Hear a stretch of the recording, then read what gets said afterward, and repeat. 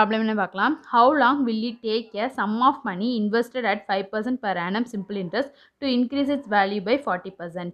இப்போ ஒரு principal amount இருக்குது. அந்த பிரின்சிபல் அமௌண்ட்டை 5% இன்ட்ரெஸ்ட்டில் இன்வெஸ்ட் பண்ணுறாங்க. இப்போது எத்தனை வருஷம் கழிச்சு அந்த பிரின்சிபல் அமௌண்ட்டோட வேல்யூ வந்து 40% இன்க்ரீஸ் ஆகும் அப்படின்னு சொல்லிட்டு கண்டுபிடிக்க சொல்லியிருக்காங்க. இப்போ பிரின்சிபல் அமௌண்ட் நமக்கு என்னன்னு தெரியாது. இப்போ வந்து லெட் எக்ஸ்னு எடுத்துக்க போகிறோம். இப்போ பிரின்சிபல் சம் ஒன்று தானே, அதான் லெட் த சம் பி எக்ஸ்னு எழுதியிருக்கோம். ரேட் வந்து 5% கொடுத்துருக்காங்க.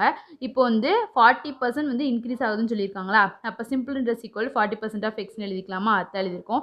40% 40/100 ஆஃப் எக்ஸ்.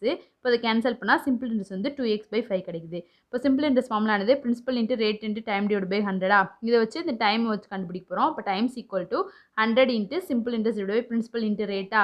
இப்போ 100 இன்ட்டு சிம்பிள் இன்ட்ரெஸ்ட் என்னது 2x/5 கண்டுபிடிச்சிருக்கோம். டிவைட் பை பிரின்சிபல் வந்து எக்ஸ் இன்ட்டு ரேட் வந்து 5. இப்போ அதை கேன்சல் பண்ணால் 8 கிடைக்குது. டைம் வந்து 8 இயர்ஸ். 8 இயர்ஸ் கழிச்சு அந்த பிரின்சிபல் அமௌண்ட் வந்து 40% இன்க்ரீஸ் ஆகும்.